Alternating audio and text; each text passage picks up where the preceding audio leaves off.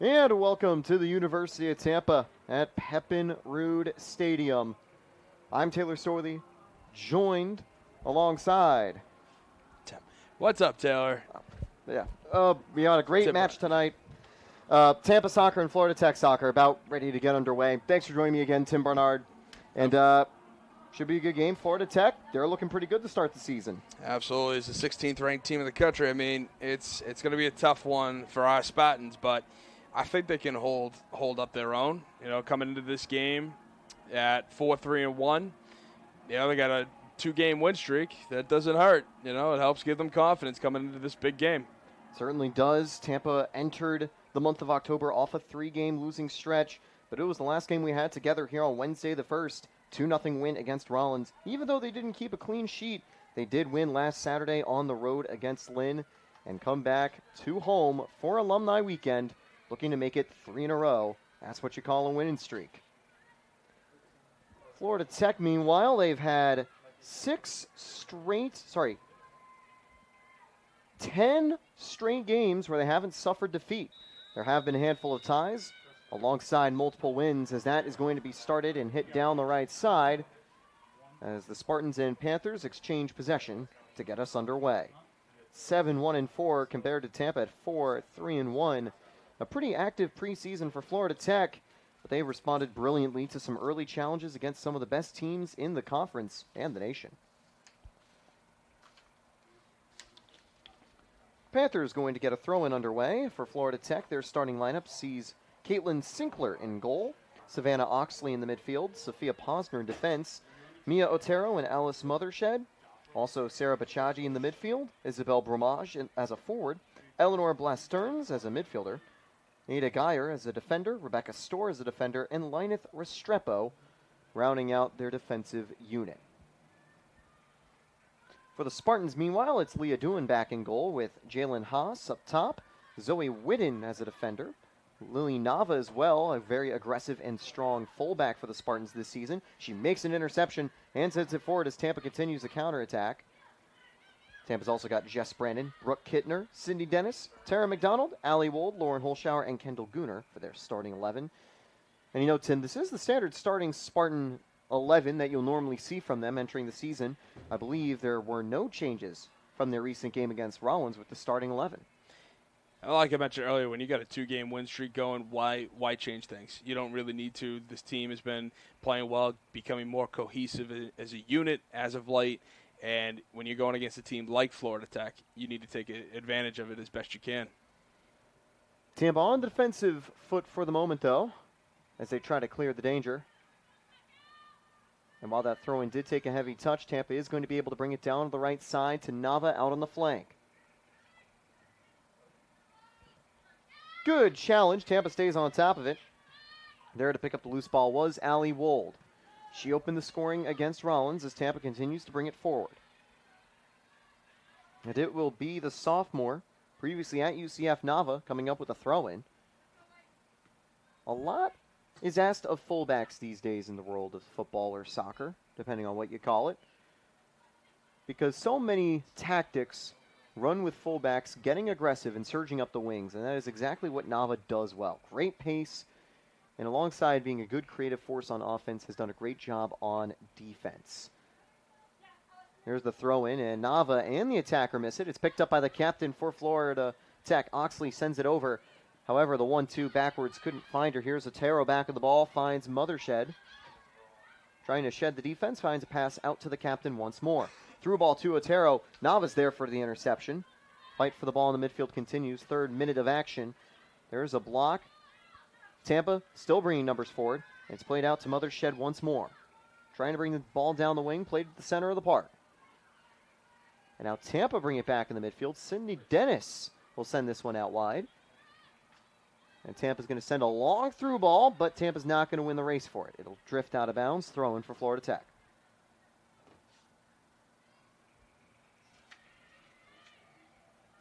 Florida Tech wearing white, their goalie wearing green.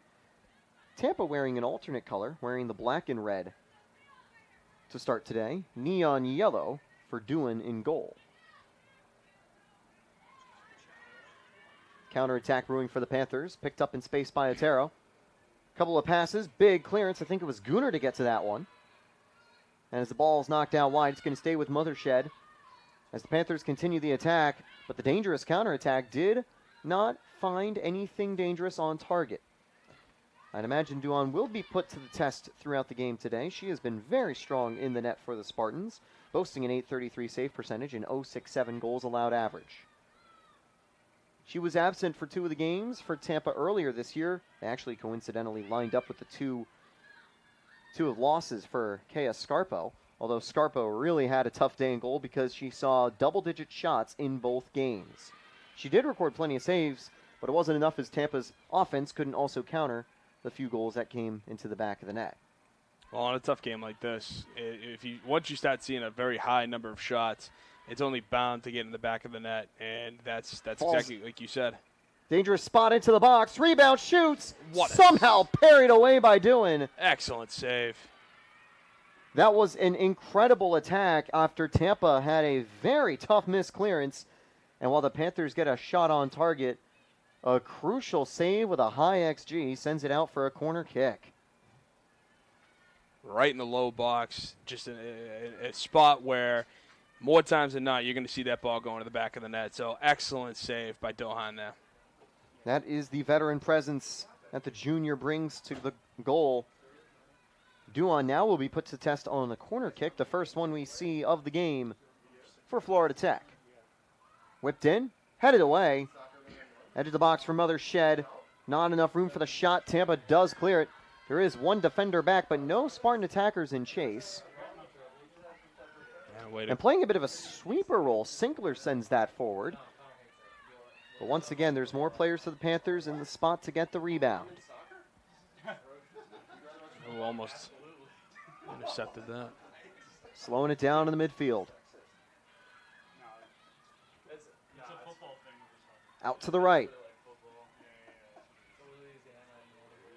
That's going to go out of play, and it'll go the other direction. The Spartans back on the ball. Possession has definitely been in the hands of Florida Tech a bit more to start the game. We'll see if Tampa can capitalize on the counterattacks. You know, when you're not having possession, that's generally what you'll need to do. And Tampa does have some dangerous options to try to capitalize on plays like that. And Tampa, to their credit, I mean, even though, yes, Florida Tech has had a lot of possession, they have held their own in terms of getting the ball back and trying to gain possession as well. But Florida Tech is clearly holding on to the ball a lot more right now. It's been an incredible season for Sinkler in the net as she begins to play out of the back. 12 games played, a 7-1-4 record. And even though she hasn't played every single minute, she's played a majority of them and recorded 33 saves to a 76.7 save percentage. Very valuable when your goalie can get in front of 3/4 of the shots that are headed her way. Tampa might be trying to get one right here. A couple of short passes, the edge of the box. Haas gets dispossessed. Nava, having to stay in front of the attacker, can't get to the ball again. Counterattack brewing for the Panthers. Nava played that conservatively. She was anticipating not getting the ball. That one's going to roll all the way behind, headed across, and that one's going to go out for a throw-in instead of a corner. Good hustle by the defender. 8 minutes gone in the first half. And so far, a quiet start to the game. Not a huge surprise, though, even though Florida Tech have scored 24 goals in their first 12 games. Tampa is a very strong defensive unit. And they really do a good job of limiting tough opponents to very few chances. You always love that old adage, what do you want? What would you rather have, a solid defense or a high potent offense? Because when those two go at each other, it always makes for an interesting game. On the top of the net, nice long-range effort out of reach of Duan. But the good news for Duan, she didn't need to make the save as that shot goes wayward. And it's always, Tim, the best teams can combine that mindset. Having a good attack, but sometimes it's built off a strong defense. That's right. And Tampa going to try to build an attack out of the back here. We can take a look a bit at the formation. Seems to be a bit of a 4-2-3-1 for Florida Tech. With 2 midfielders kind of playing a little bit deeper. 3 forward attacking midfielders, 2 of them potentially on the wings, and then 1 striker leading the line. Rough challenge. You don't see a lot of foul calls, but that was a pretty aggressive tackle and definitely a referee warning on the play as well. Free kick coming up for Florida Tech. At that point, right around midfield, I don't mind the aggressiveness. Should mention Florida Tech, alongside their elite record, is the 16th ranked team in the most recent national polls that got released earlier this week on October 7th. They are one of the top teams in the Sunshine State Conference on these polls and one of the top teams in the South region. West Florida and North Florida, or West Florida and North Georgia, do stand in front of them for the regional rankings, but they rank first for the national rankings for teams in the SSC. We also see Embry-Riddle getting national votes, although they're just outside the top 25.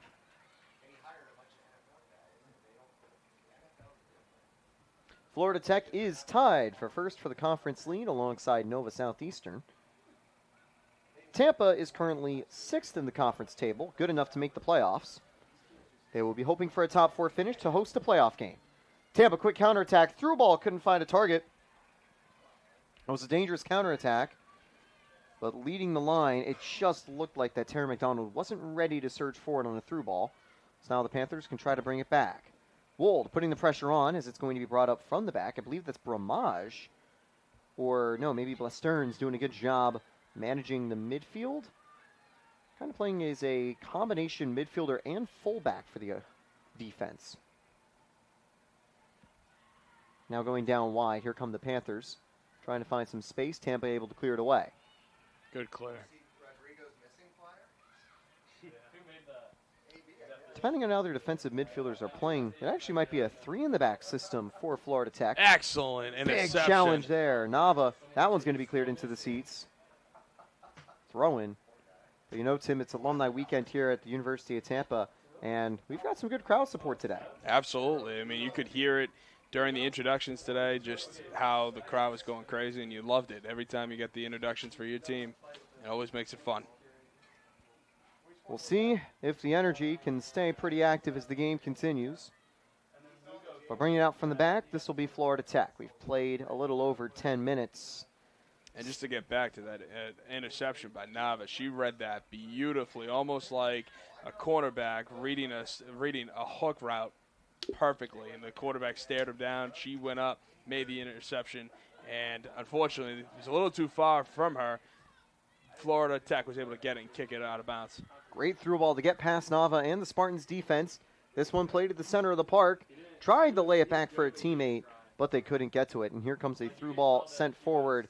Oh, ooh, yeah. Bit of a physical challenge. Rebecca Storr, a little too aggressive on defense. A little shove there. Free kick for the Spartans, and they will send it long.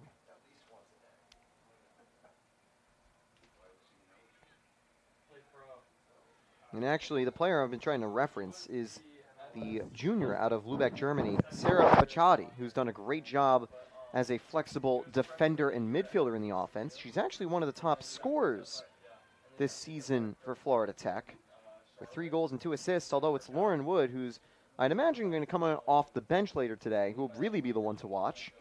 She has had 7 goal contributions, 11 points, 4 goals, 3 assists. Now Bacciati trying to get past the defender. Good shielding by Wold, throwing for the Spartans coming up.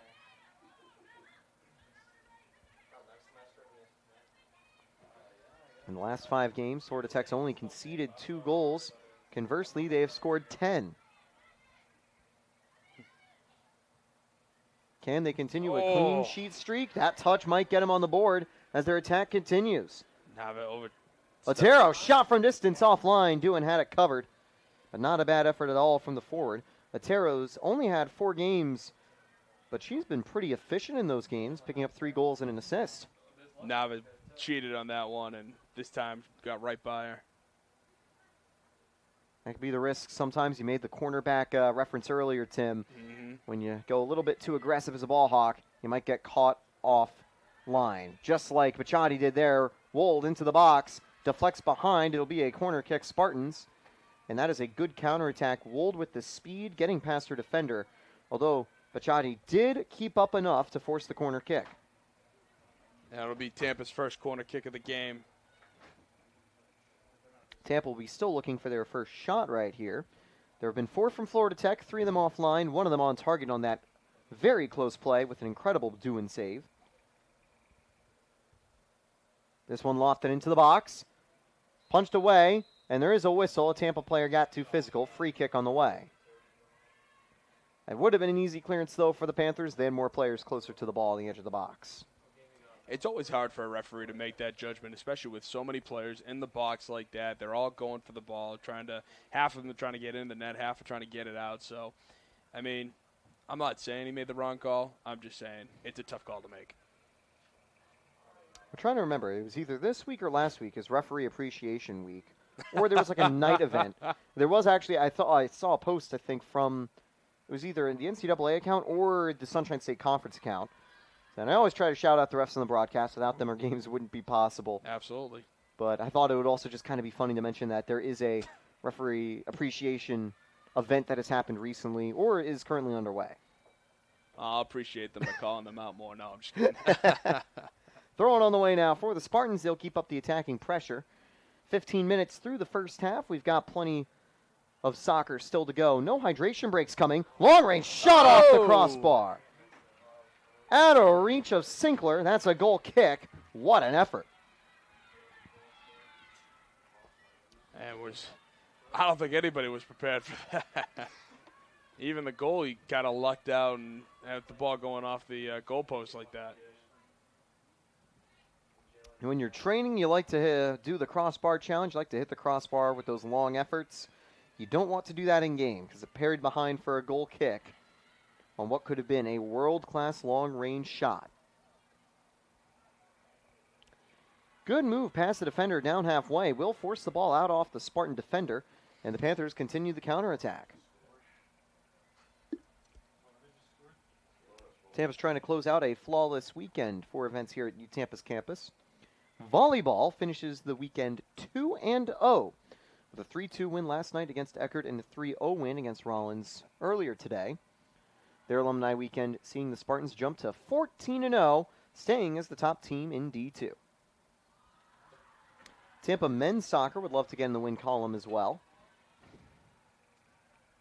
They are also facing Florida Tech today. We'll give you some live updates throughout that game. But for now, still all tied up. And for now in Melbourne, still all tied up as well. And it'll be a Spartan free kick coming up, a foul on the play from Florida Tech.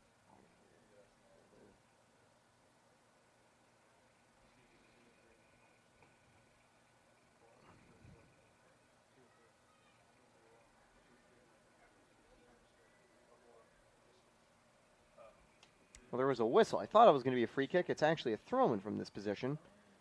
But now essentially a free kick as that one's cleared downfield and out of play. Throw-in coming up for Florida Tech.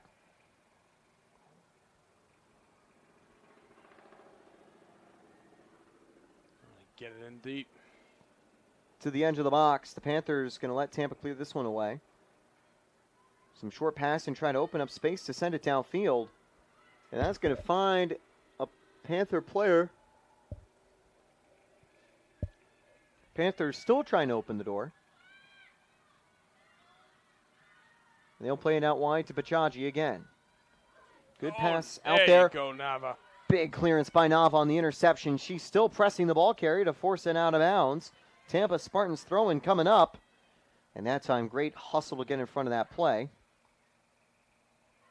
Wold sends it short. And now Whitten sends it across. Dennis out wide.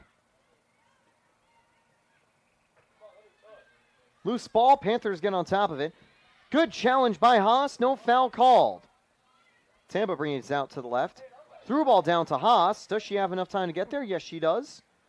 Good touch past her defender. Moving into the box. Whipped across. Far post. No one's there to get it.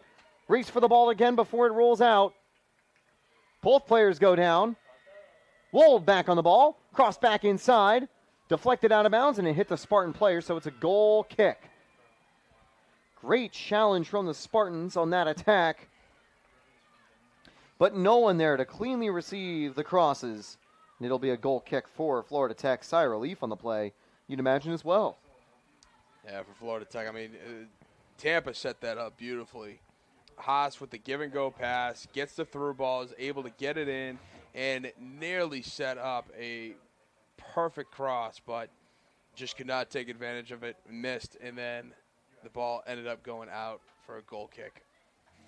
Great counterattack, but You imagine would have Tampa? liked to seen a goal.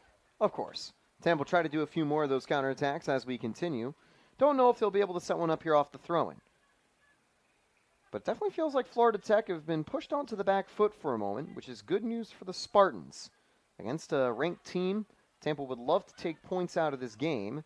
Whether it is all three or just one, I think either or would be a victory to celebrate for the Spartans.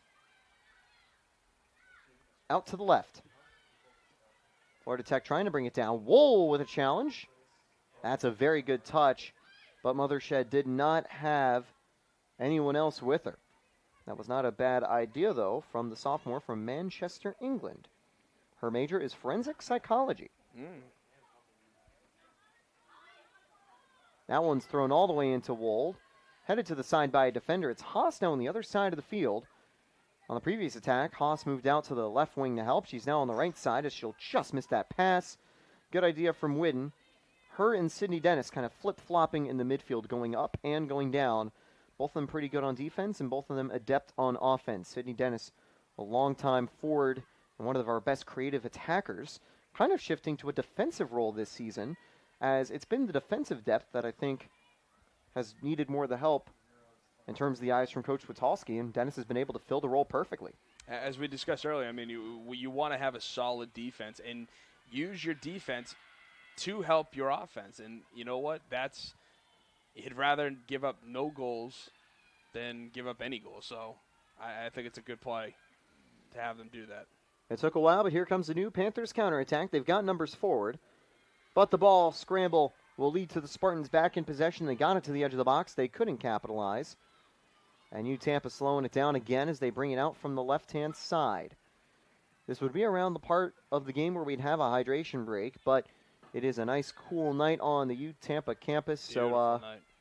definitely no hydration break today. Panthers now trying to bring it to the edge of the box. And Mothershed wins the ball back, curls that one off target. If that had a bit more spin, would have forced a save out of doing, but instead we'll get a goal kick. And it looks like Florida Tech are prepping one of their first changes, so that we'll see Sarah Bachaji exiting for the rest of the half. 14 for 9, Dwayne. And now coming into the game, 8 for 11 for Black. we will see Rio Naganawa entering the game. We also see Cronquist getting ready off the bench, too, for the Spartans. We'll see if Cronquist can maybe help the attack eventually. She is also one of the top scorers from the Spartans, and Nice Wold might be able to takeaway. find Cronquist right here. Wold sends it through. Off target. And this one's going to be lofted out wide. Excellent takeaway right there. No offsides. The play continues for the Spartans. From the edge of the box. Good poke by the defender.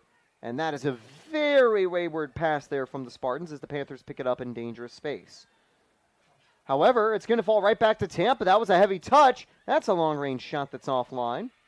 Tampa's second shot of the game leading to a goal kick.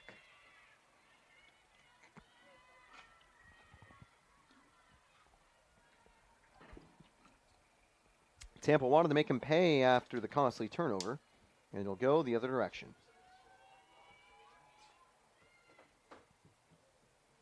Still scoreless from the men's soccer match in Melbourne as they take on the Panthers. That game is also visible on Sunshine State Conference Digital Network.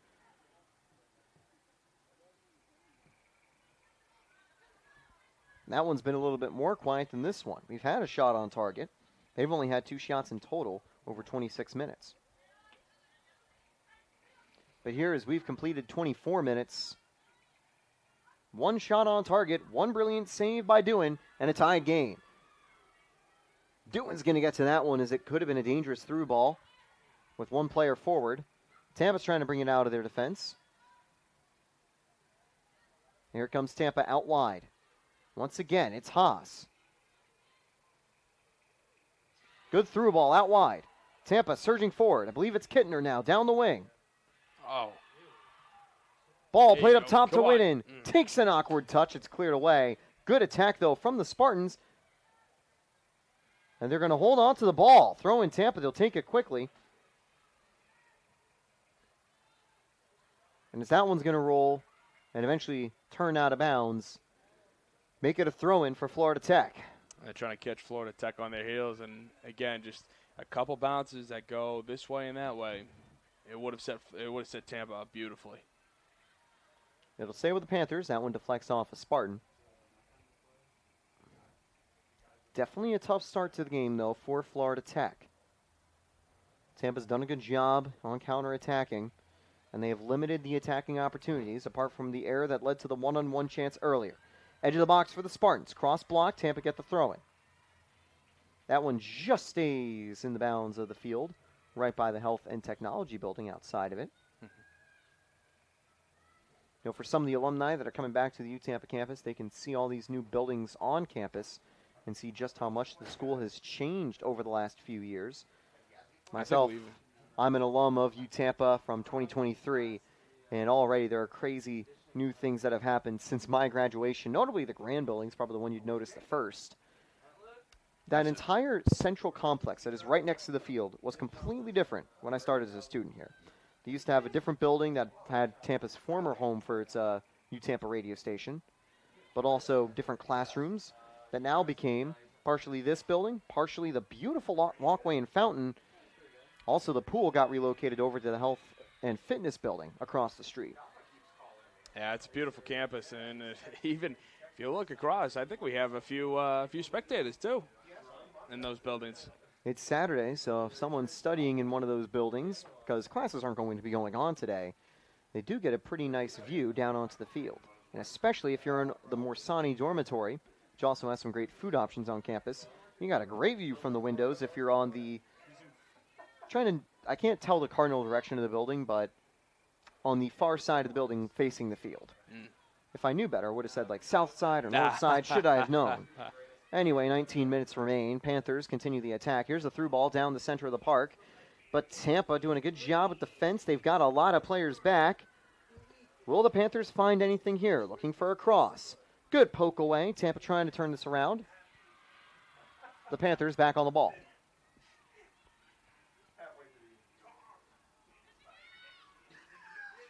Here comes Tampa. Tampa have numbers. Wold surging down the right. Although that through ball out left is going to miss absolutely everyone. Goal kick for Florida Tech.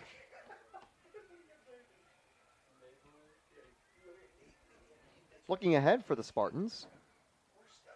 They'll be on the road next week, starting on Wednesday for their rivalry game against Lakeland, or against Florida Southern in Lakeland.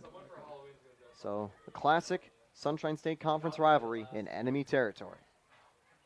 You love a good classic rivalry like that. Then we've got Breast Cancer Awareness Night at Pepin Stadium next Wednesday. After this upcoming one on October 22nd, the Spartans host the Sharks. And then Tampa will travel to Miami over the weekend to take on Barry University as Sunshine State Conference play continues. There's been a mix of out-of-conference games recently for the Panthers, but it is SSC play rest of the way as Florida Tech continue this counterattack. They will be hosting Florida Southern next Saturday before hosting Eckerd the following Saturday on the 25th and then traveling to Lynn on Wednesday the 29th. They end their regular season on senior night against Barry. Tampa has an out-of-conference game against Flagler to close out their regular season. They'll be on the road against St. Leo on November 1st to close out their Sunshine State Conference play regular season. Now the Panthers to the edge of the box. Played up top. Not a lot of room for the shot, though. Once again, a cross. Slips in behind. Dangerous clearance. Tampa getting out of the danger. Beautiful. Oh, nearly came up with the interception there, but Florida Tech is playing it back in deep. Long cross. Out of play. Goal kick Spartans. And they can finally get rid of the danger. Not a bad attack, though, from Florida Tech.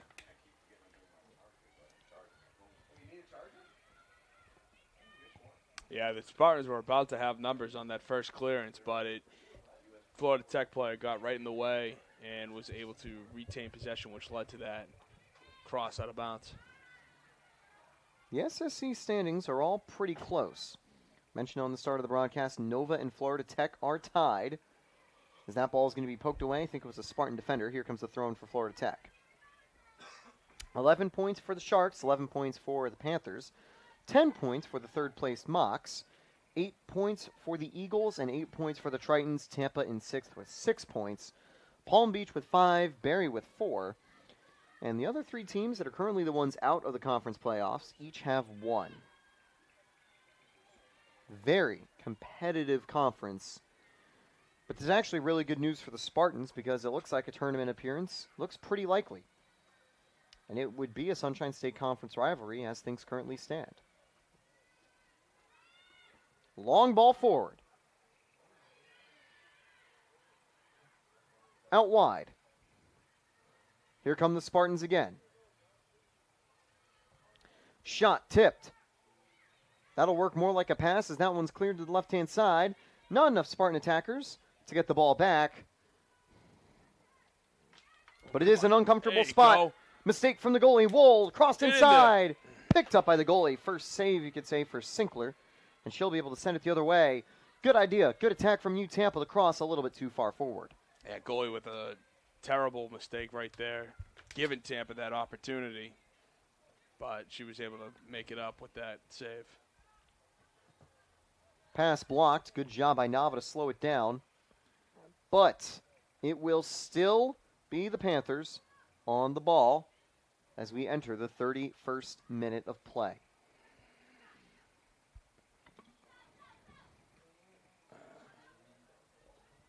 That one falls in behind. McDonald heads it over. Cronquist plays it through, and the whistle is going to go up. They say Cronquist hit it with her hand. Free kick. Close call there. Yeah, maybe the nail of her pinky was a little too far out. There's a reason they call it football and not pinky ball after all. 14 minutes remain in the first period of play. Back in 2024 for women's soccer, the Panthers ended up as regular season champions with 25 points and 8 1-1 conference record. Dominance on the year. Tampa finished close to the bottom of the table. 6 losses in conference play, which is actually the most of any team in the Sunshine State Conference. Actually, no, they had 3 losses and 6 ties, which was the most ties of any team in the Sunshine State Conference. They unfortunately only had 1 win, though. They were consistent. Consistently drawing, Drawing. but didn't get enough points to qualify for the tournament.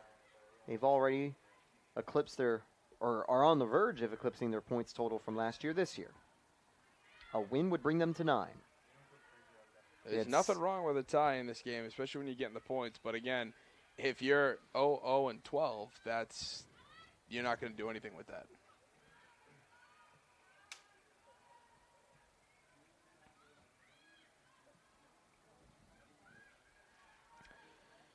Here comes Florida Tech, bringing it out from the right. Played to the center of the park, but Tampa clears it away. Out of bounds, throw and going the other direction. You know, for Coach Katie Friels, she's got to be satisfied that the game has remained level and satisfied with more shots on target, but she's probably hoping that the Panthers can do a little bit more in terms of finding the chances to put the ball in the back of the net. Tampa's done a good job of limiting those opportunities as we continue late in the first half. Whistle goes, bit of contact on the jump, and it will be a free kick for Florida Tech as they'll send numbers forward. Yeah, it was a clean call right there. I mean, there was no active hip or no active shove, but she was standing basically right where the Panther attacker was in the air. So when she came down, obviously made contact. You know, good call by the refs. Everyone's waiting up top. Otero is kind of hovering at the far post, being unmarked. That one bounces away, picked up and scored on the rebound. Unlucky touch for the Spartans, and the Panthers take the lead in the 34th minute. The Spartans have just had absolutely no luck with the ball today, and that is a perfect example right there. Just when you think Tampa's about to get the ball, it hops right to a Panther player and buries it in the back of the net. Tough break for the Spartans. It is Sophia Posner finding the back of the net, the number 6. She was in the perfect spot for the rebound. It eventually had been hit into Geyer, who either it was cleared off the post by the defender or Geyer's shot went off the post, and it just bounced right next to Posner in a spot where Doan just could do nothing.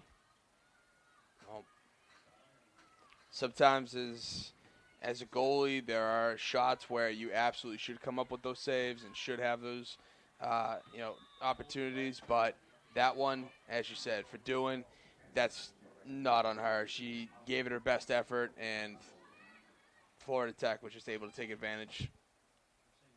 There is still 10 minutes to play, but getting late goals always going to be useful, especially as this is the first goal of the game. Panthers continuing from the right. Nanagawa playing it through. And Tampa's going to have it in the box. Cleared away, and Tampa will get it out of danger after an awkward touch almost led to the Panthers getting a nice one-on-one opportunity. Although since coming off the bench, good stuff so far for Rio Naganawa. And Florida Tech seeming to use that goal as motivation as they are just coming out, attacking, trying to get another goal on the board before the halftime. Throw-in on the way now for Florida Tech. We do see a change for the Spartans, and it is the goal scorer, Sophia Posner, coming up with a throw-in. Oh, nope, it's the number 10. It looked like it was the number 6 with a very awkward font from that angle. But no, it's Mothershed, who has been pretty good from the left side all day today. By the way, for Posner, that is her first goal and goal contribution of the season. And there isn't an assist listed on the play. Panthers bringing it out wide. They've got 10 minutes till halftime. Edge of the box. Otero can't find a teammate as she kicked it back out. And here comes Tampa. Through ball down the wing. And no one is there except a Panther player letting it roll out of bounds.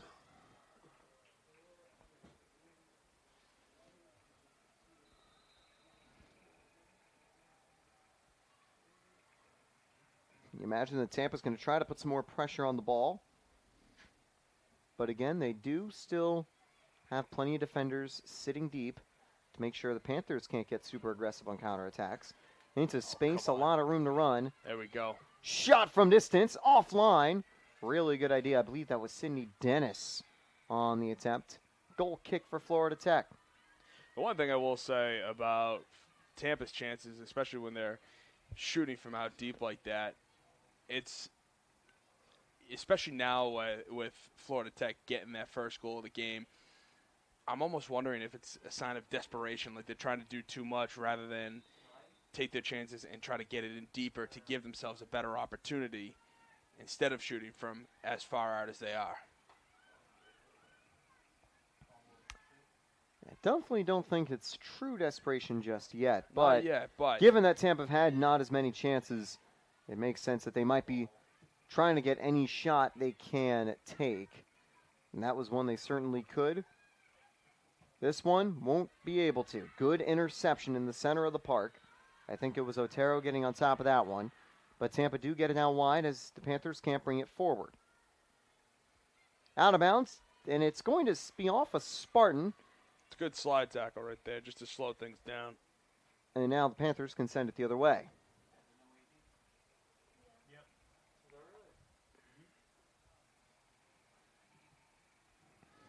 Through ball to the back line. That is an awkward heavy touch, and Tampa going to watch that one go out of bounds, deflected off the Spartan attacker. But there's a long way to throw it up for the Panthers as Tampa going to have numbers forward here in the 37th minute.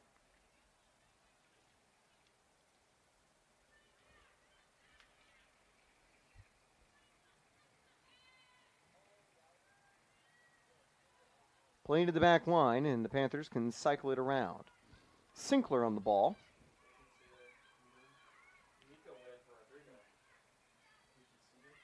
Panthers down the left-hand side. turned around from Santiago. Out of bounds. Good job to force the throw in from Wold. Wold will let Nava take it.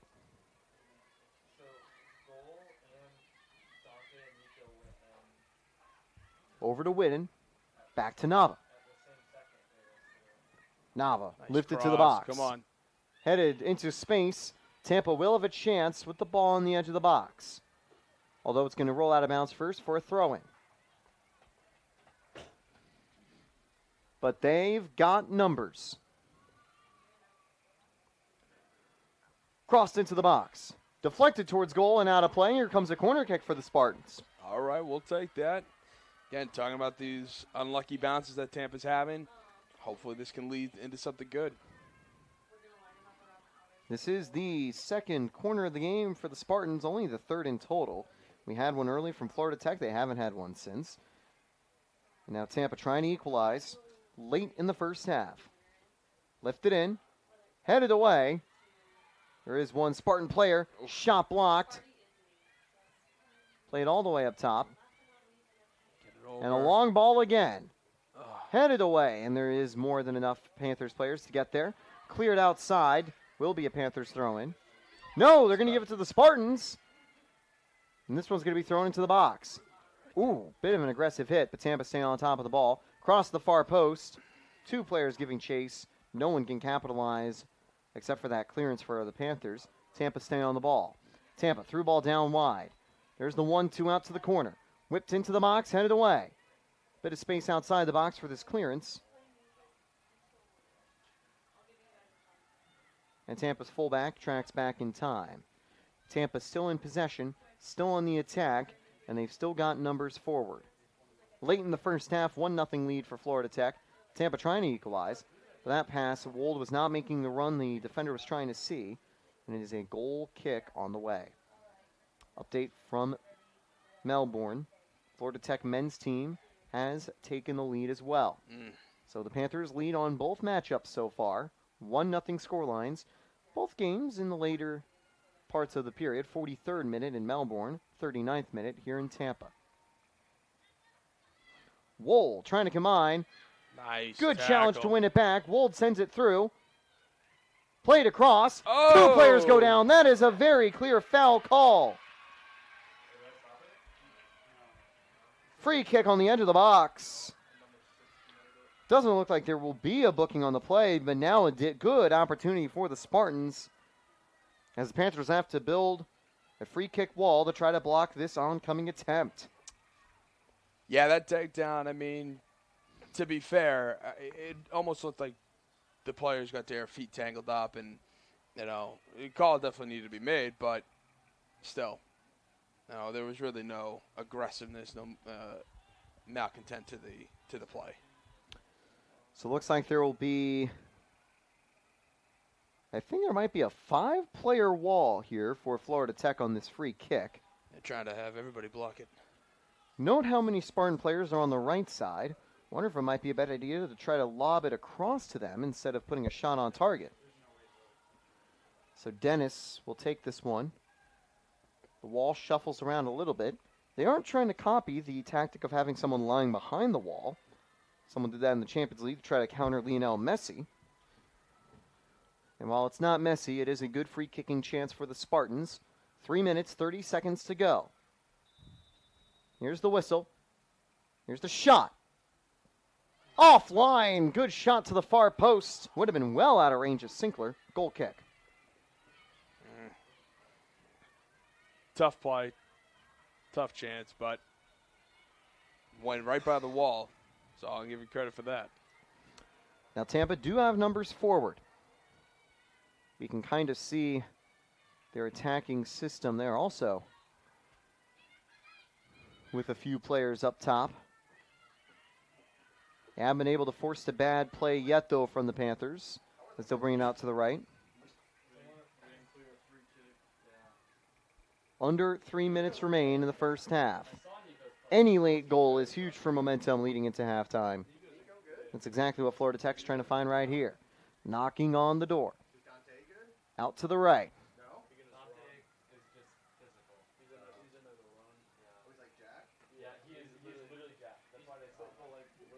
Good pass down the left side. Tampa trying to open the door, but they won't find anything yet. Lofted ball to the center of the park. Headed forwards, picked up by Whitten. Whitten's trying to send it over, but just misplaced that challenge. Nice. Good tackle there on the right side by the Spartans. Oh, there you That is a mistimed challenge. Good job to win the ball back, though, by Kendall Gooner, who's actually shifted out to the right side, kind of flip-flopping with Nava's the fullback for a second. And it will be Gooner ready to launch this one forward, under 2 minutes to go.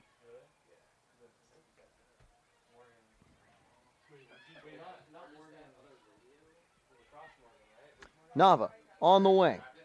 Off the defender. Tampa maintains the throw-in. Picked up outside. Gooner out to Nava. Nava trying to dance through. Big clearance that time. That was a heavy challenge. Oh my God. Looks like one of the final attacks of the half will come from the Spartans. But can they find the back of the net or another shot? There they are, working around the edge of the box. Tackle by the Panthers. They'll bring it back. And they'll send it up. That one's going to land right by the sideline. Tampa trying to bring it forward. Wold, cleared. Gooner's going to get under that one, and we've got a minute to win it from Pepin Stadium. 60 seconds remain in the first half. Good move to get by the defender. Come on. One-on-one chances. It's kicked by the goalie. Attacker goes down. No foul called. Deflected into space. Defense able to clear it away. Another scramble for the ball. Tampa gets it. No foul called. Tampa now edge of the box.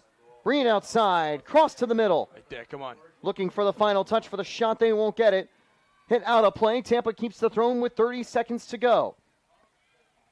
It's crunch time at late in the half. And Tampa with a long ball into the box. Headed away.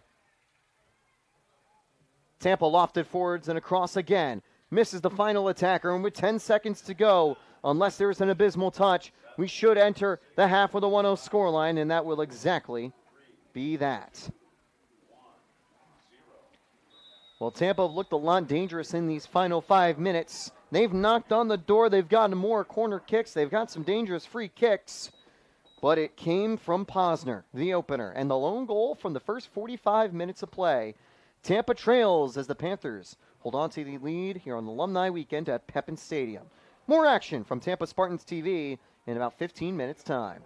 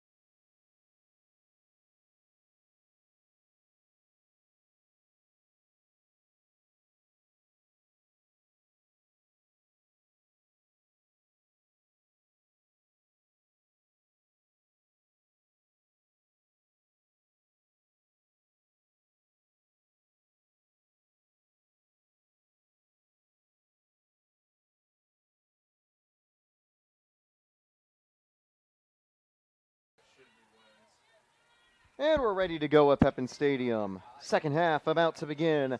Taylor Storthy, Tim Bernard bringing you the action.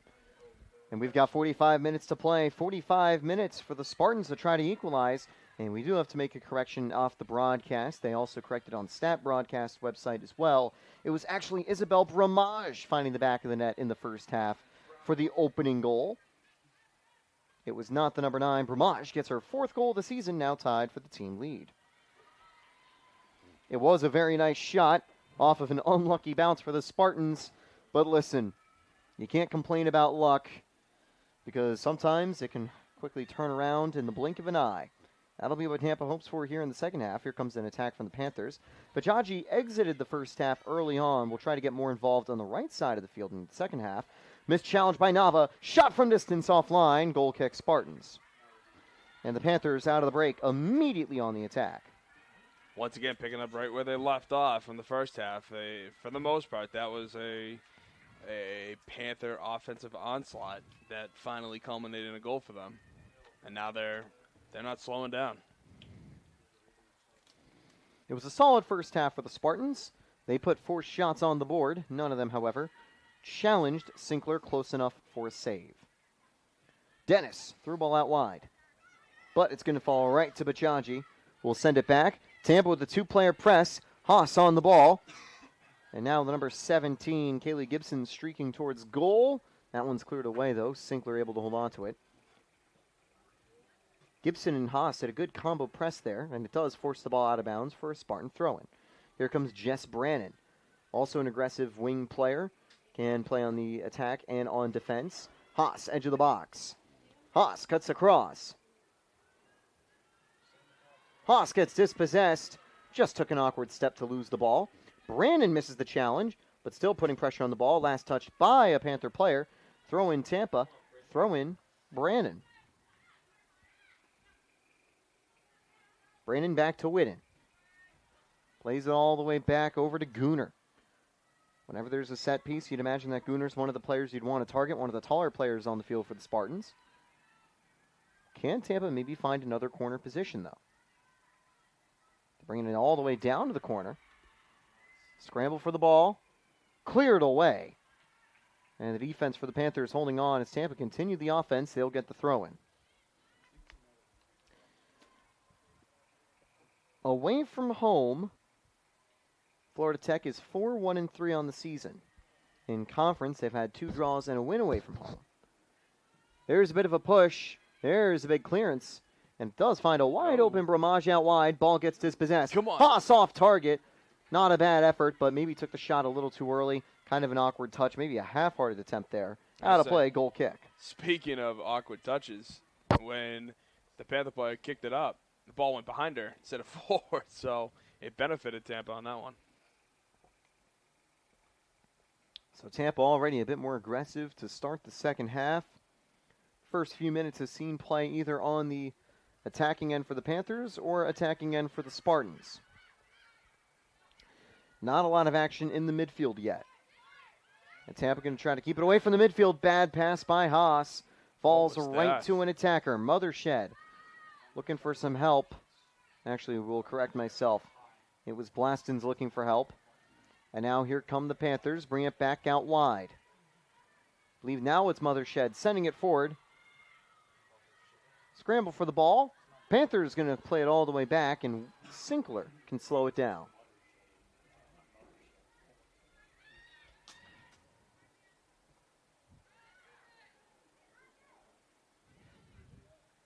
Tampa now in a dangerous spot. Edge of the box, cleared away.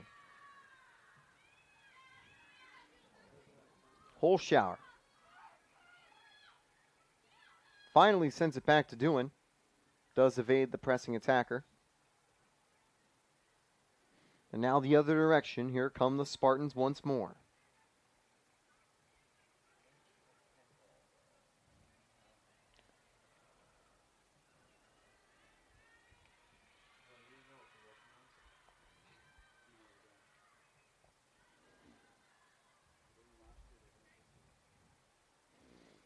Spartans slowly bringing it up. Holshower tells everyone to get forward. Brandon with a pass over to the middle. Dennis out wide. Off target. Panthers get it back. The captain Oxley winning that one as it's going to be cycled around the Panthers defense. Panthers trying to find the next few passes forward. Good touch, good pass over by Geyer. Oxley again sends it back. Bachaji sends it up. This time Bramage playing out to the left. Good short passing as this offense slowly brings it up. But that pass picked off. However, the clearance not far enough away.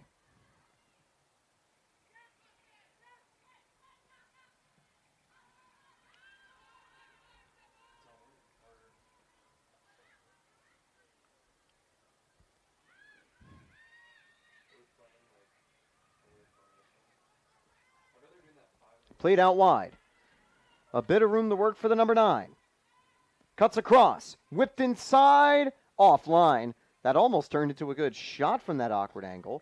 But it's going to go away and do consent it the other direction. Yeah, from our view, that ball was having an interesting curve to it, but then you could see, you could just see Duhan just follow it with her eyes. She had no idea. She knew it was going to be out of bounds. Or it was going to go out.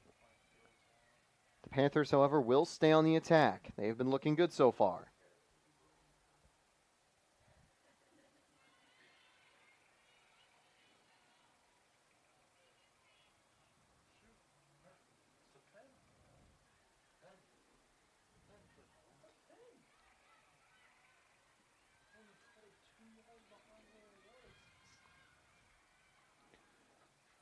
From the right side.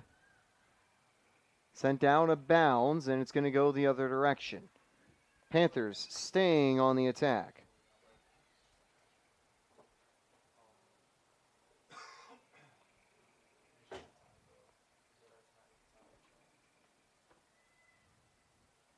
Early stages of the second half.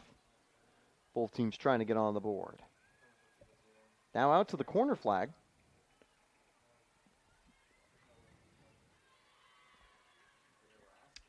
And deflected out of bounds by a Spartan defender. The Panthers won't mind letting some time roll off the clock as they look for a good pass into the box. Tampa definitely patiently defending. They don't want to have a player get caught out of position to lead to a wide open chance. They do get the ball back, but can they get it out of the danger? That pass will get them closer to do so. Not the world's most dangerous attack, only 2 players up for the Spartans. But they will find one of those players? No, just barely missed the pass out wide, but Jaji gets there. Panthers can turn it around. But Tampa does a good job of giving themselves some space to breathe.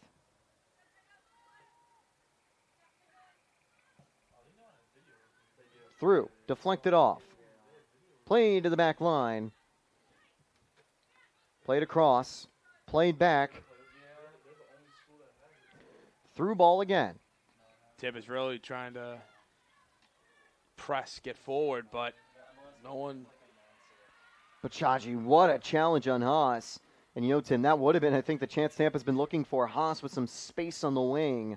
But the defender just gets in the way and wins it back for the Panthers. Yeah, she took a good angle to get to Haas on that one. Counterattack, no foul on the Spartans, and it'll be a free kick for the Panthers. I think Tampa's getting a little too conservative right now. It's a time to be pushing, but you only have 3 attackers maybe going downfield, getting 20 yards in front of the defenders at most. They really need to stretch the field more if they're going to try to equalize this game at 1 apiece.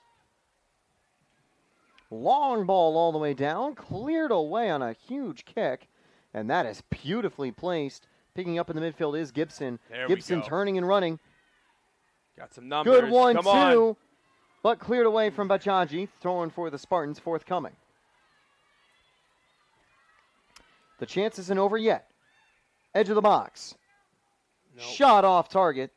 That rolls right to Sinkler. It was a good idea from Brielle Johnston, but not enough curve, not enough power on the play. And even if Sinkler let that go, it was going to be a little wide, I think, anyway. So Tampa does, however, get a shot on the board here in the second half. Definitely what they need just to get some momentum going. That's the first time that Sinkler's been called upon for a save today, even though it was fairly routine. Those are the plays you have to make in the net. Exactly. Loose ball, Panthers going to bring it downfield. And a lot of space for Otero to run, and a lot of space out wide for Bramage. Bramage on a one-on-one. Moves across. Keeps going. Not being stopped, cleared away. Finally, a Spartan defender got to that one. Great clear. Very good attack, though, from Bramage, and the Panthers stay on top. However, their defense is being put to the test. There's been more aggression from the Spartans forwards in terms of pressing in this half. And a foul on the play, although might have been an offsides on that previous through ball. So Tampa get a chance to reset. So either way, if it was offside or the foul on the collision, Tampa gets a chance to send it forward. As long as it's a Spartans ball, that's all that matters. Kendall Gooner going to take this one. Play to the center, headed across, and out of bounds. Already mentioned SSC play for Tampa continues next Wednesday, the 15th, as they travel to Florida Southern. That'll be a must-watch game. The classic SSC rivalry could be a potential playoff preview as well. For now, Haas, edge of the box. Get numbers in. Good move across her defender. Loses the ball in that final touch. And it's going to fall into space for the Panthers offense. That's twice for Haas. She's trying to do too much. Achaji had just enough on defense to win it back there, and the Panthers now can capitalize. They have got numbers forward. Played through into the box. That ball's going to go just a bit long. Goal kick for Dewan. Tampa can send it down the other way.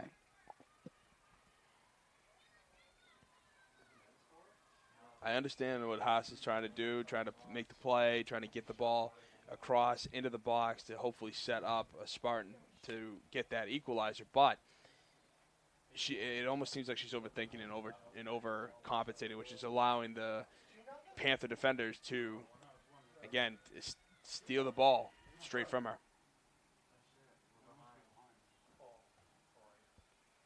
Panthers back in possession. Throw in from the left-hand side.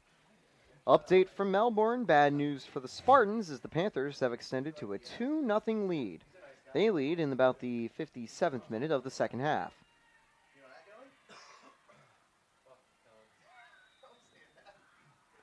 Free kick for Tampa, though. This could be a new opportunity for the Spartans. And they are bringing numbers forward, try to send these balls long. It was a bit of a scramble in the box that opened the door for the Panthers with the rebound goal by Bramage. That's obviously what Tampa would love right here.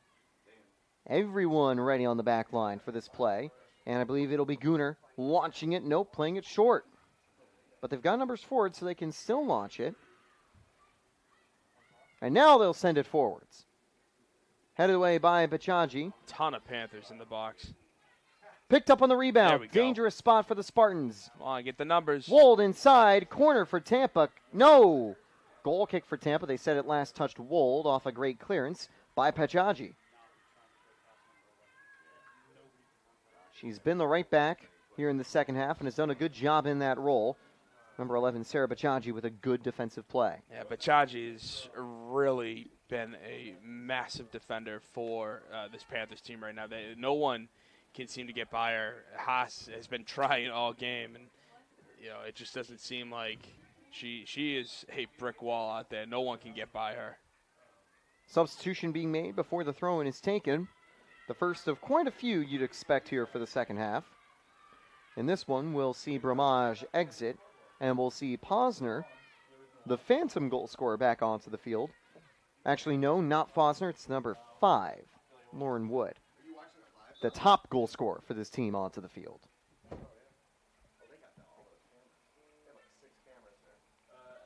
Played downfield. This is a bit of a time munching some of the numbers as a PSA to teams. Always trying to make sure your numbers are super visible. Use a font that allows broadcasters like us to discern numbers easily.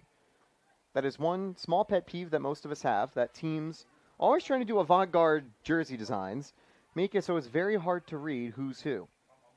Well, what was it, Fanatics and MLB 2 years ago, where they made the numbers like super tiny? Mm-hmm. It's like, what are we doing? What are we thinking? One of the worst situations I had with this was one time, I think it was actually a D2 team that had a jersey with red background color and then a white outline for a red number. Oh, jeez. So you could barely tell from a long distance what the numbers were. Again, it's a cool looking design, but it just makes it very difficult to spot who is doing who on the field. Exactly. And that was when we were calling games from the top of Pepin Stadium instead of down here on the field in the press box. One thing you might notice, we haven't been able to see the field as cleanly from this low angle, but it's also a setup that keeps our equipment drier from when we have frequent rain delays. Although, we actually lucked out, not a lot of lightning delays this year. It's been beautiful skies for most games here at Pepin Stadium, and we hope it stays that way the rest of the year. Obviously, we'll stay that way the rest of the day today. Here come the Panthers, bringing it down the right side, played to the middle. Through ball into space for the Panthers. Doohan comes out to claim it. Good hustle to get there. Was a dangerous through ball. A little less on that ball, and that would have been a one-on-one with the goalkeeper, right? So a little over a third of the way through the second half. Just under 30 minutes to go. Wold gets to that one. Some space in the midfield. Played out wide. It's Haas again. No, Brandon out wide. Brandon hit across. Good turn in the box. Falls over. Great challenge. Brandon tries to get it back but can't. I do like the idea there from Kaylee Gibson, but two defenders were able to win the challenge as the Panthers now cycle it around the back once more. Tried splitting, just couldn't get through. It's good effort.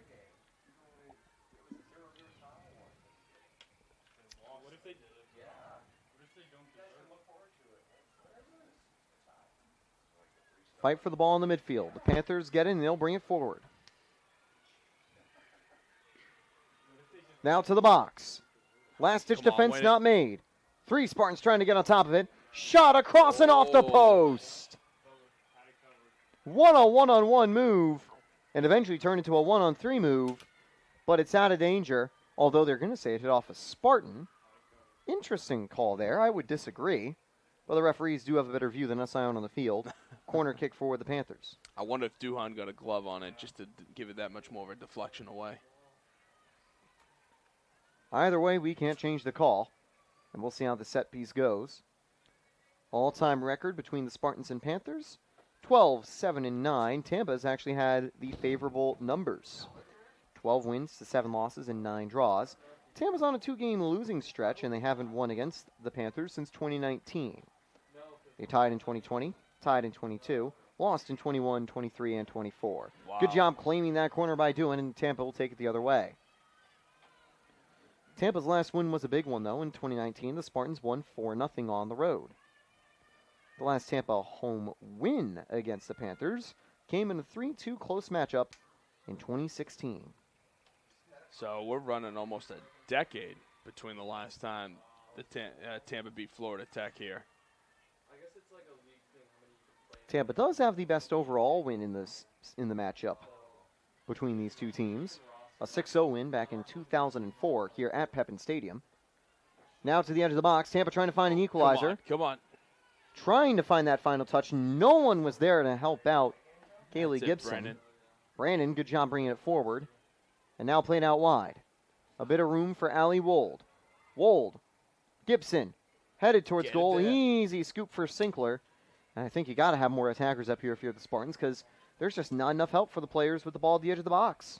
No, and that's been my biggest issue. Is ever since Tampa's been down 1-0, it's almost like Tampa is reluctant to bring more than four people into the box or anywhere on the attack. They have to keep 6 others in the back just to play more defense, which is fine, but you're losing. You need to get on the attack. Now from the right side, ball poked out of bounds. Stays in play. Panthers going to take it the other way. And it might be a bit of a flip of what we've seen so far, with Tampa getting more aggressive on the attack. And the Panthers trying to capitalize on counterattacks as the game continues. Given the Tampa's trailing, it is going to be pushing for an equalizer.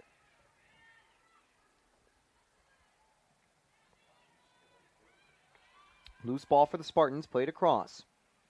Come on. Played out wide again. Sydney Dennis sends it out wide to Brandon. Brandon out wide, holds on to it. Played through to the middle.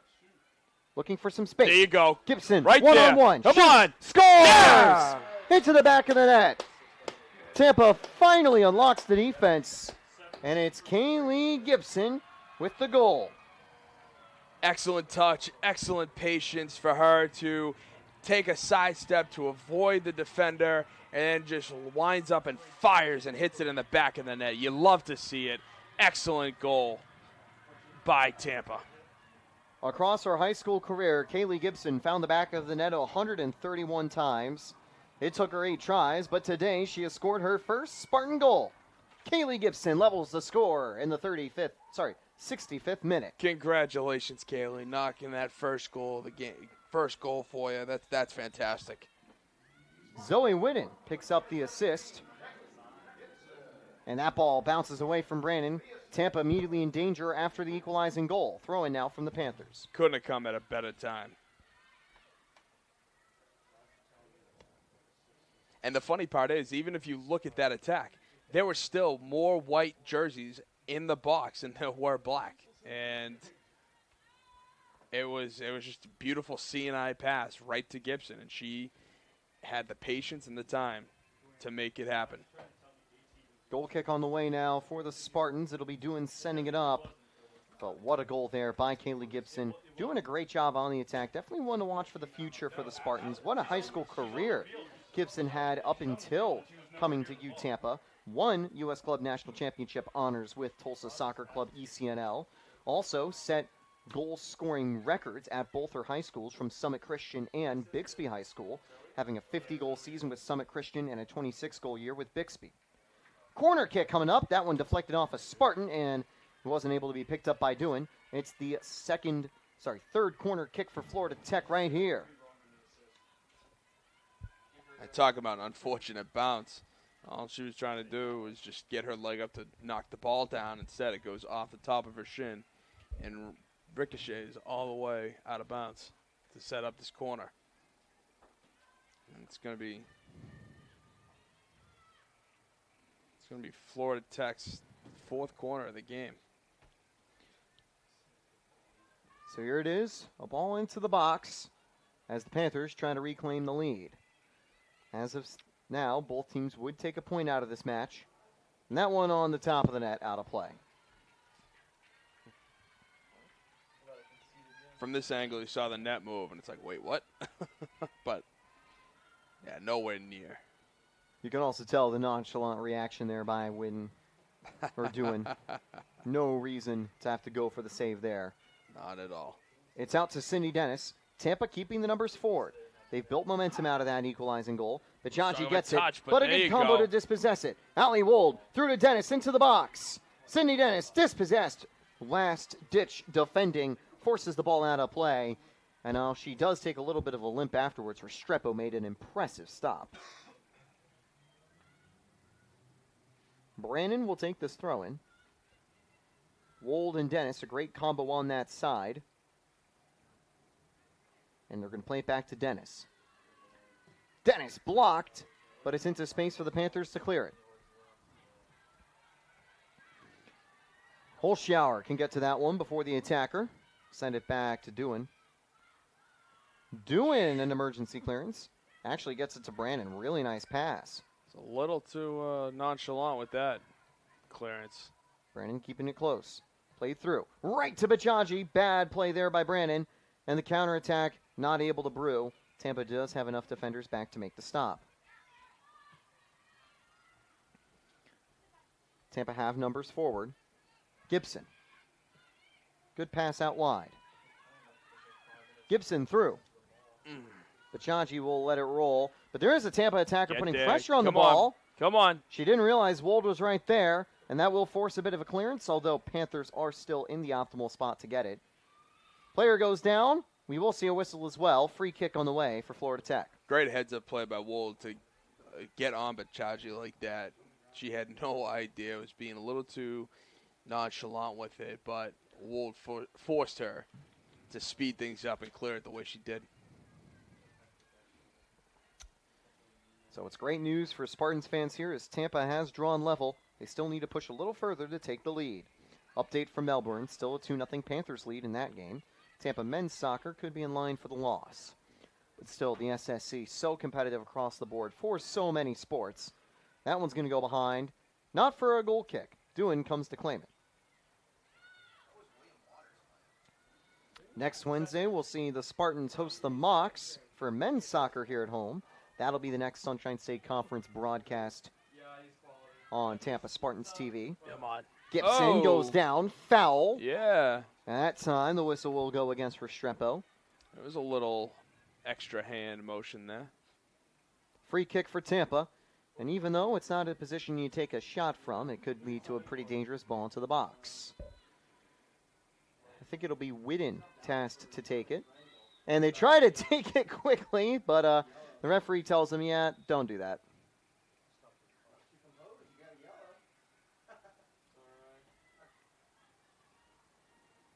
The clock continues to run. And the referee kind of giving a warning to Whitten, saying, hey, you know, I like the idea, trying to catch us off guard, but don't do that again. Here comes Whitten, ready to set up this free kick. A lot of players waiting at the far post. You also have Brandon camping on the left side. Maybe you play it short to her. Nope, it's going to be heading to the box. And a little too far. I don't think they really coordinated that run super well. Goal kick for the Panthers. Not the best free kick right there. It'll be Sinkler sending it up the field. Good play from both goalies today. Notably, you see Caitlin Sinker, the senior out of Decatur, Georgia, and Leah Dewan, the junior out of Waxhaw, North Carolina. Mentioned in the earlier broadcast, there's another player from the high school alma mater of Dewan. That's a reserve goalie for the Spartans, Emerson Baxter. And you wonder, maybe Baxter can be the heir apparent to the other Marvin Ridge graduate in a couple seasons' time. Although Kaya Scarpo probably holds the goalie 2 role for the moment. She did feature 2 times earlier in the season, and she did record 5+ saves in both games. Had created a great pipeline with that high school. Of course, it was because she was so put to the test. She had so many saves, and there were 2 shots in both those games that slipped by her to put Tampa behind and to continue their 3-game losing streak. Tampa now at the edge of the box, trying to find the go-ahead goal. Whipped inside. Sinkler gets there. It was a good one-on-one chance. Won't go for the Spartans. What a booming. Long ball out. Dewan gets it. Good physical play from Holshower holding up the attacker. And Tampa will bring it forward. Take a look down on the other side of the field. You can't see it on the broadcast, but we can't see it here. The American flag is waving pretty wildly. Tells you it's a bit windy. So maybe some of these shots could be taking some awkward curls. Let's see what the Panthers can do as their attack continues. And it's blowing from left to right, so basically in Tampa's face. So it'll be awkward to defend these attacks coming up. Here come the Panthers. They'll get a throw in as they'll bring it down to the corner. Both teams trying to keep winning streaks alive, or at the very least, unbeaten streaks alive. As we mentioned, 10 straight unbeaten for Florida Tech entering today's game. Goal kick for Tampa, bad touch for the Panthers.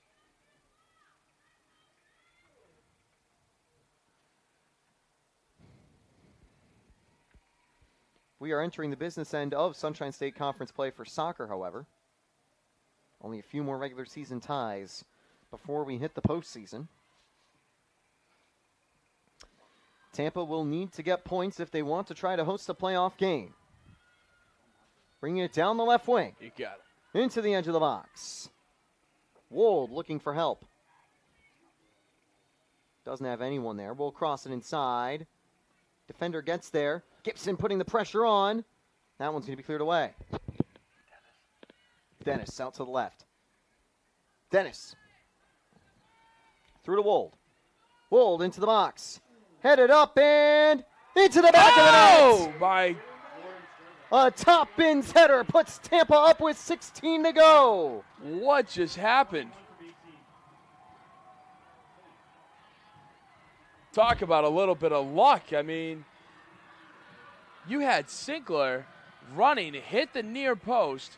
The entire goal shakes, and somehow the ball just bounces right behind Sinkler into the back of the net, and Tampa now takes a 2-1 lead. Sinkler is only 5'8", and it's the height that backfires. Coming from someone who's 5'8" myself, it can be tough to reach the top of the goalpost, and that is why the header evaded Sinkler and curled to the top bin to make it 2-1 Tampa. It's not a shot that goes in all the time. No. But as you mentioned, it's the luck turning the Spartans' way to put them up 2-1, and it's Lauren Holschauer. Makes sense. It's one of the taller Spartan players picking up the header and the goal. Hey, as Frank Sinatra says, luck be a lady tonight. Absolutely love that musical. As we continue, Holschauer's first goal of the year for the Spartans. Also had an assist, so that's her second goal contribution.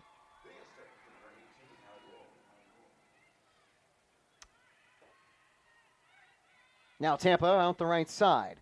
This is where you definitely expect the Spartans to be super aggressive on the counter because they are going to be defending like crazy. They've got 15 minutes to hold on to the 1-goal lead. It's been almost a decade since Tampa's taken a win against the Panthers here at Pepin Stadium. They've had plenty of draws and a couple of losses in that span.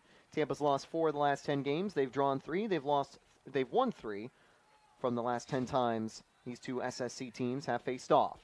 Played out wide. Tampa's got some numbers again.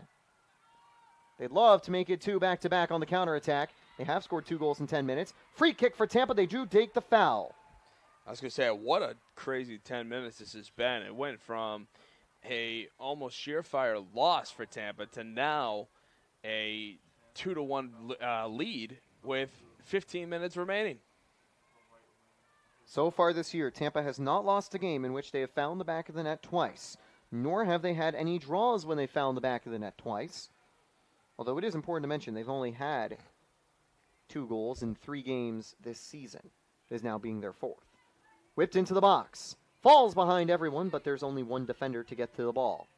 That clearance will take a bounce out of bounds. Throw in for the Spartans. Substitution being made as well. Tampa's going to make a change.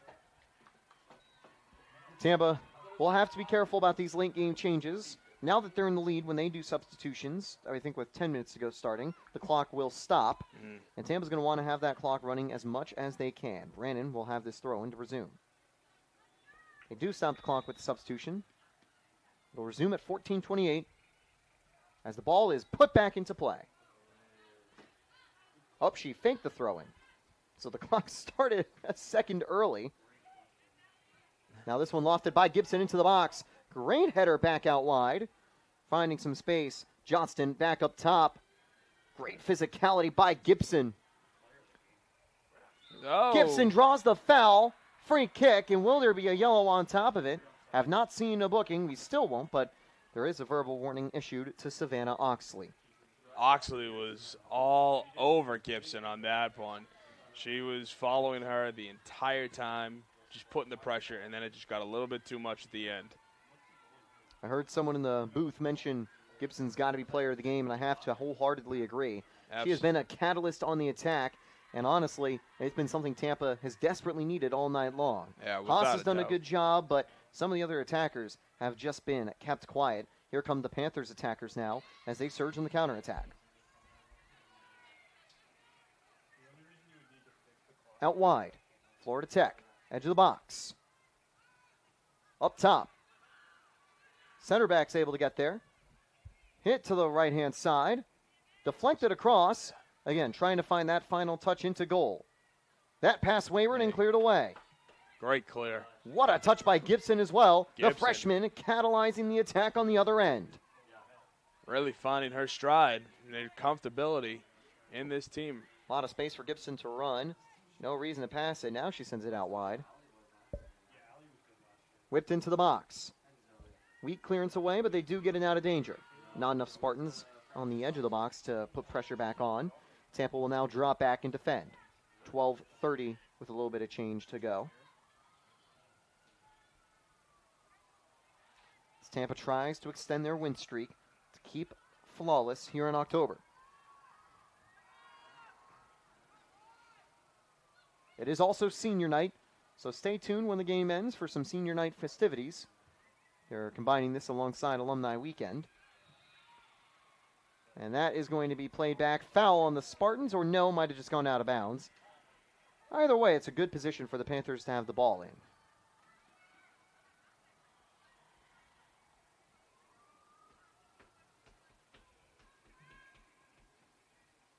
Looks like it's going to be a free kick. So yes, foul on Tampa that time around. Both teams have committed a few today. 7 for the Spartans, 6 for the Panthers. And this will be a chance for the Panthers trying to equalize. A lot of players trying to make edge-of-the-box runs. Whipped in. Headed away. Excellent header. Powerful strike there. You could hear it from a mile away. That shot from literally a mile away, off target. And it's a goal kick for you, Tampa. The Panthers preparing a change, but it'll have to come with the next stoppage with them in possession.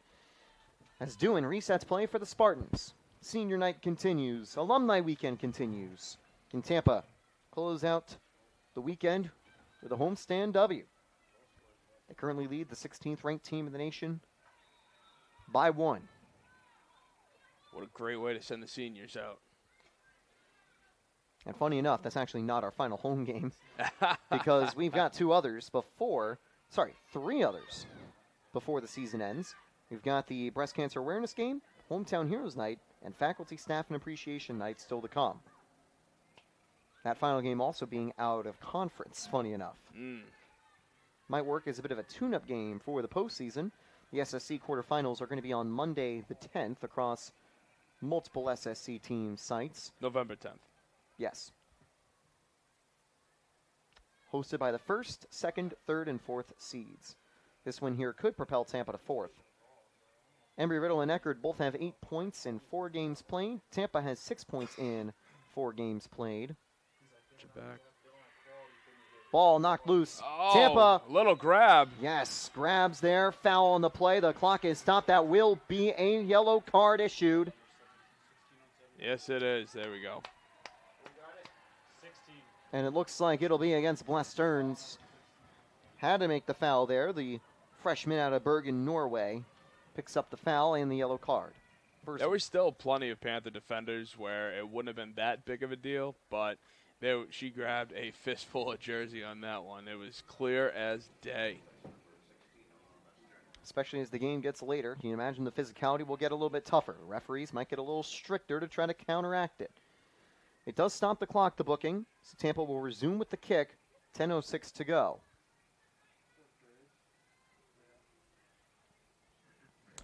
Two defenders sitting back for the Spartans, Brandon and Holschauer, and I imagine Gunnar will stay with them. Cleared away from the box, not a lot of air in the ball forward by Gunnar. Tampa does have numbers as they continue this counterattack. Lofted far and out of reach. That one's going to keep rolling. But the Panthers cannot let it go out for a goal kick. Tampa got players pressing to the box. This one all the way out of bounds to the press box. Coming right to us. And it just curls away. Staying on the track, though, at our track and field. Here comes a throw-in for the Spartans, and it'll be Brandon to take. Obviously, no rush for Tampa to take it. 81st minute. Spartans lead by 1.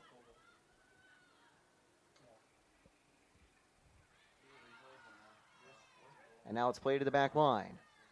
Gunnar played through from the right. She has been an absolutely incredible player on the Spartans back line. Her and Holschauer, a 1-2 duo for center backs that you just set and forget. Always reliable, and they are going to be put to the test, though, in these final few minutes. Good deflection off of Gunnar. Throw in for the Panthers forthcoming. No. Last touch by the Panther attacker off the tackle. Throw in Spartans. Holschauer and Gunnar have played the full 80 so far, as has Allie Wold, Jess Brandon, Lily Nava, Zoe Whitten, and Sydney Dennis. And you imagine those players are going to keep playing until 90. Got some great athletes on this team. As it is a regular season game, he will be over at 90 minutes, no matter what the scoreline is. In the playoffs, we do have extra time if the game ends up tied. If extra time isn't enough, we will have a penalty shootout. But believe it or not, we actually haven't had a playoff penalty shootout in over 5 years here at Pepin Stadium. Through ball sent down, headed forwards. Falls into space. Headed up again. Headed over again. And cleared away again. Both teams trying to get the ball away from the midfield. Gibson now has it for Tampa. She brings it out to the right. Draws another foul. Free kick Spartans. I don't know about you, Taylor, but I understand soccer is a very tough game to score in, very tough sport for that, and so of course there are going to be a penalty shot to decide things, but I feel like it kind of lessens the championship just slightly if you don't win in regulation or extra time. I definitely can see that. But I will also say penalty shootouts are the most exciting way to cap off a game and a tournament. Without a doubt. Lofted forwards. Headed over. Headed forwards again. Cleared away again. That one's going to be sent forward again.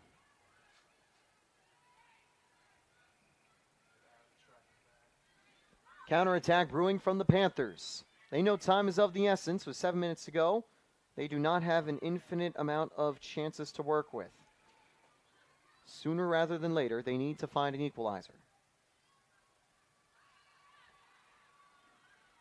It is a surprise to see them on the back foot after being the team large and in charge through most of the game.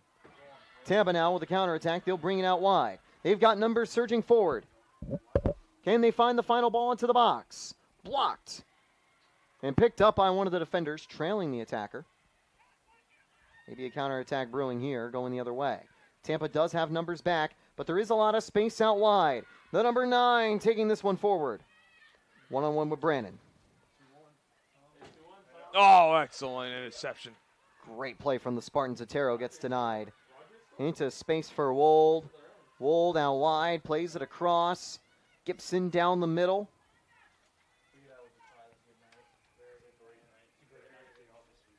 Out to the left-hand side, it is Wold again. Wonder if you're Wold, you maybe keep going to the left over to the corner. See if you could kill a minute or so. Lost that. But no, gets dispossessed before she can. Sydney Dennis in space wins it back. And will send it out wide. No one covering Whidden there. Whidden picked up the go-ahead assist. And Whidden with a good touch to get past her defender. Tampa keeps it in play. Although maybe they were better off letting it go out for the throw-in. Loose ball. That is a risky challenge in the midfield and an obvious free kick for the Panthers. 5 minutes to go.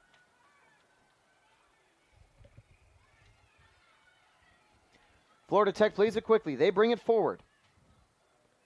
Trying to go to the edge of the box. Good 1-2. Cleared away on that final touch. Almost stumbles, but the defender holds onto it. Played across again. Short passing from the Panthers, trying to break through the defense. 1-2 gets picked off, and Gibson has it in space. Gibson shielding it, trying to draw some contact. Stays on her feet, though. I think the Panthers defenders know not to get too physical with Gibson because she won't hesitate to try to win the foul. Missed the challenge. Good control that time as Tampa brings it out wide.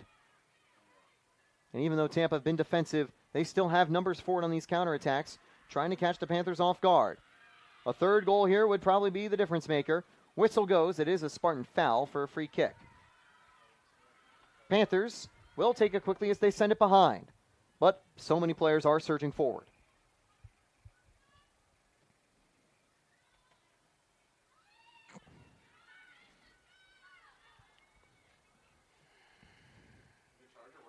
Just onside. Good touch by Otero. But Brandon is shadowing Otero, giving her very little room to work.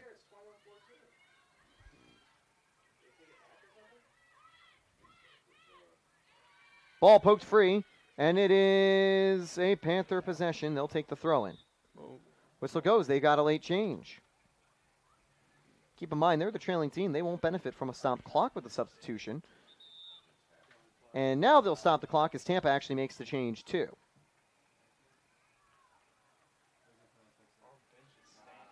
Time winding down. An update from Melbourne. The Spartans have gone on the board late. They still trail 2-1. Both matchups with a 2-1 scoreline.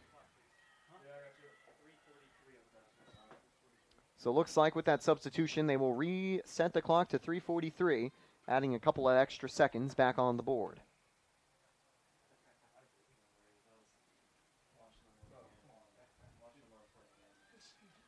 Five seconds can feel like a lifetime. But usually it's actually an anticlimactic end of the game when you have those final few seconds. We've had a couple of buzzer beaters in Spartans history. They'll be hoping to avoid conceding a buzzer beater here. 3 minutes remain. Panthers still on the ball. Panthers still on the attack. I think Simeone would be proud of the Spartans' low block right here as Tampa is fully defending one of these final challenges that the Panthers are bringing. They've got 5 players patrolling the back line, trying to let nothing get through. Lofted forwards to the edge of the box. Ooh. Handball given. Yo, Free kick yeah. Spartans. Immediately Tampa defenders put their arms up trying to signal it. And the referee does concur that they are correct. And it hit her right in the midsection. She kind of curled in, so. A bit of a reflexive reaction betraying her. Absolutely. Lofted down the wing. I was wondering if the refs were going to call that. Knocked away from Gibson. Whitten shields it from defenders and will send it out wide. There we Dangerous go. counterattack brewing for Tampa as they bring it down the right. Bachaji switching over to the left side of the field makes a good tackle. Tampa trying to put numbers on the ball, trying to knock it free. Now down the left. Out of bounds. What a challenge. Stays with the Panthers. But it's a good thing to slow the Panthers down a little bit, not letting them be on the attack like that. They've got numbers. On the rush. Through the middle. No foul called. Good no call. The Florida bench She just fell on her own. is beyond themselves after that call as Tampa's going to just elect to send it deep. And the player off the bench threw it pretty far forwards before the throw-in. You can tell the Panthers, this is where the desperation will start to creep in with 2 minutes to go. Get there. Tampa with numbers waiting. Played out wide. Good challenge by the Spartans. They'll hold on to the ball before it goes out. Mistimed challenge, and it is last touched by the attacker. If it wasn't touched by her, I imagine there would have been a foul on the play. That, of course, coming from the number 8, Naganawa. Or is that the number 6? Unfortunately, the 6 on their numbers for the jerseys is not very open, so it's hard to tell. It is the number 6. That being Posner. Headed up. Straight up. Headed forwards. Tampa's going to have to shield this, though, as the attacker is coming. They keep it in play. Great hustle. But now they are shielding it towards their attacking corner flag with a minute to go. Kicked out of bounds. Panthers ball. No corner. Throw-in forthcoming. A minute to win it for the Spartans as they hold on to a 1-point lead. A 1-goal lead, if you will. Now whipped into the box. Falls in behind. A little bit of space. Player goes down. No whistle. Long-range shot. Big save by Dillon, and she'll fall on top of it. There was some contact in the box, but nothing too egregious. 30 seconds to go. Tampa will clear it long. Take her time. And if they can send it as deep as they can, they might be able to give themselves enough time to win. That one's lofted only to about midfield. Takes an awkward touch. It's going to be a Panthers throw, and they will get one final chance. At the death, 10 seconds to go. But it goes out of bounds for the Spartans, and with no changes forthcoming, that'll do it. Their last win against the Panthers at Pepin Stadium came a long time ago, but thanks to the freshmen and thanks to Holschauer, an upset against the 16th-ranked Florida Tech teams sends the seniors home happy. Spartans on top on senior night. Oh, what a great game. What a great effort Tampa gave, especially in the second half, because they felt down and out. That first half with Florida Tech getting on the board, putting it 1-0, it almost felt like they were feeding off their own momentum. and that Florida Tech was just going to run away with this. But, Tampa stayed tough. They had 2 goals in a 10-minute time frame, which changed the entire complexion of this game. Florida Tech didn't know what to do, and Tampa is able to go home with big smiles on their faces. Great game from the Spartans. In the 79th minute, back on October 22, 2016, Tampa converted their second goal of the second half to win 3-2 against the Panthers. 6 minutes earlier for tonight's game on October 11th, 2025, it was Holschauer with a perfectly placed header to the top corner that secured the win. 2-1 for Tampa. Once again, a late go-ahead goal in an entertaining second half. Without a doubt. Great game. First win here at Pepin Stadium over Florida Tech in nearly a decade. How can you not be excited for this team going forward? The Spartans improved to 5-3-1 in the year. They have now won 3 straight. You can call that a winning streak. Meanwhile, for Florida Tech, the 10-game unbeaten run has come to an end with a 2-1 defeat against the Spartans. However, they have to be ready. Next week, they'll take on Florida Southern as they try to hold a first-round bye for conference tournament play. For Tampa, if they can win out, they might be able to host conference tournament play later on as well. A huge 3 points for the Spartans as they move up to 9 for conference play. They will be on the road against Florida Southern on Wednesday, and will be back for men's soccer at Pepin Stadium. The Mocs and Spartans, the Sunshine State Conference's greatest rivalry, will come here next.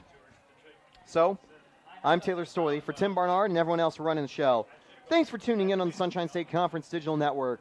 And now, get ready to enjoy the Senior Day festivities here at Pepin Stadium.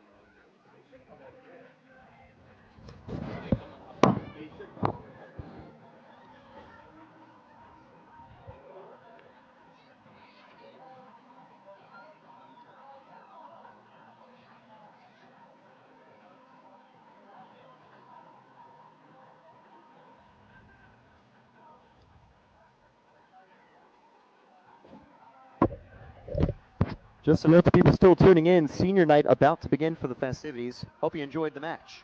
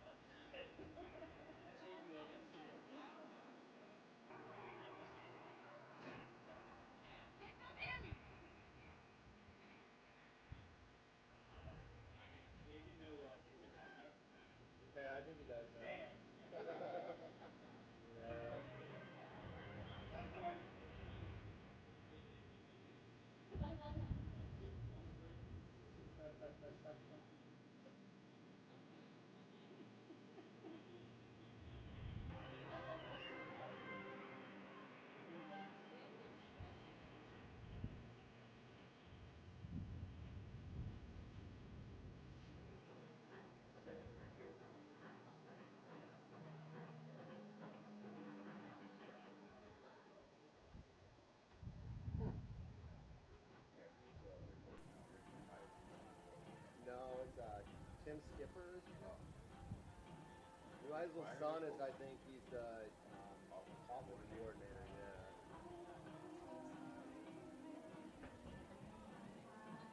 Rick Neuheisel got fired there. Yeah.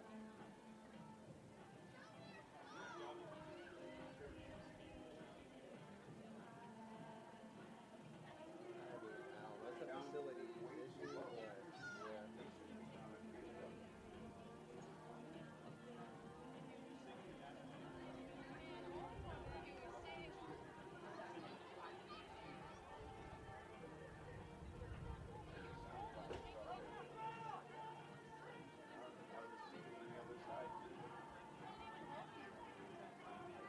I don't think so. I think they're only on this side.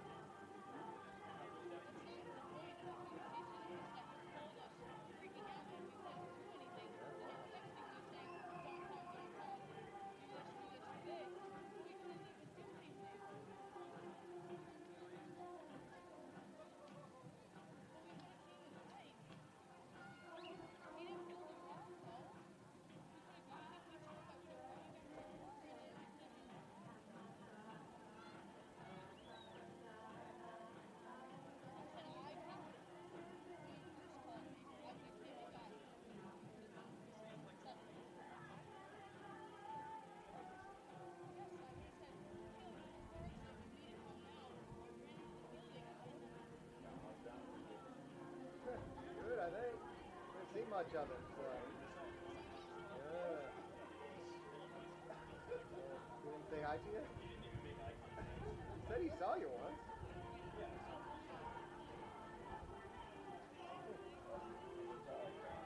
Oh, good.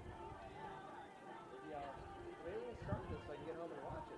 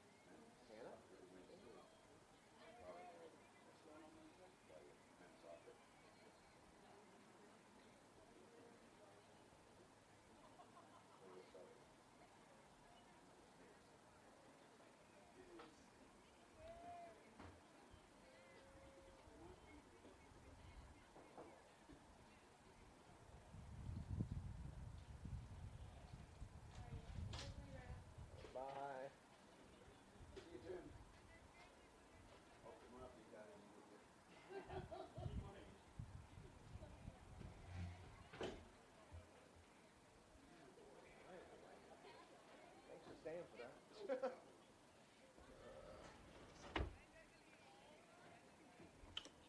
home now. Home to your sweetie. Yeah. Excited to see you.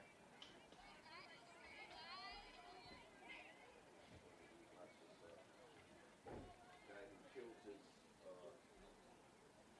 wife and daughter because the wife took too long to come home. Because what? Because the wife took too long to come home. Oh, really? What an idiot. She's calling, yelling at me because I don't know if you're still for something. It took too long. Okay. Oh, I want. Huh? We never complain about that. Taking too long. Yeah. All right, see you Wednesday. Yep, I'll be here, man. Thank you, Dwayne. Appreciate you, man.